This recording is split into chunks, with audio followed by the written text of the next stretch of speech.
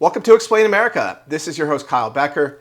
Well, would-be Trump assassin Ryan Ruth just got a horrible verdict, in his opinion, and he was found guilty of all 5 counts related to the shooting attempt of Donald Trump that was in Mar-a-Lago during the 2024 campaign.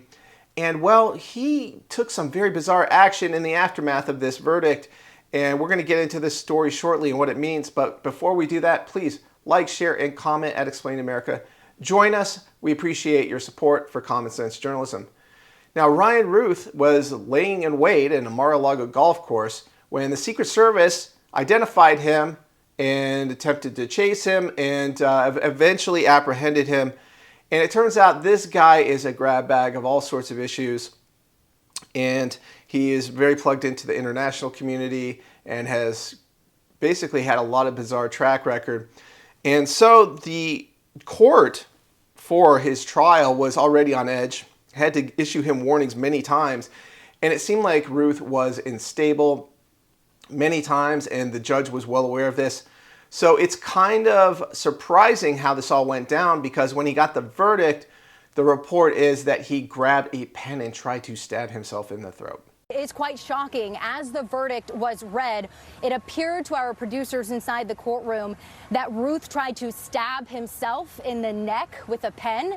That's what it appeared to look like. Then 4 marshals dragged him out of the courtroom, took his coat off. They then shackled him at the waist and ankles, and then they brought him back into the courtroom. So again, this just in from our producers. As the verdict was being read, Ruth tried to hurt himself in the neck with a pen. Okay.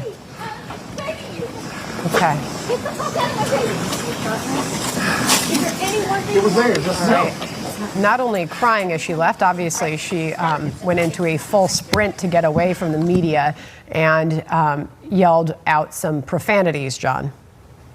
Yeah, well, clearly she's upset. I mean, you know, to Jim Trustee's point, she's likely been talking to her dad.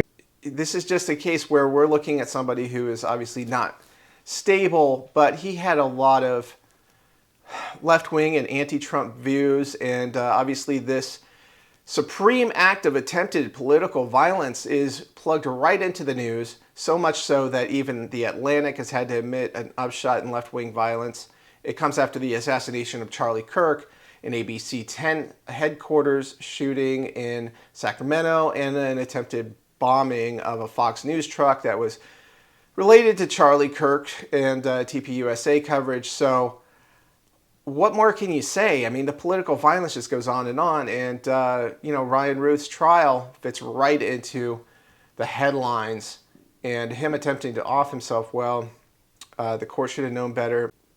And it fits all into the headlines, like we said, and Ryan Ruth, well, he's going away into prison for a long, long time, and that's just one last radical left-wing ideologue out there attempting to commit political violence. So justice was served. So thank you for watching Explain America. We appreciate your support.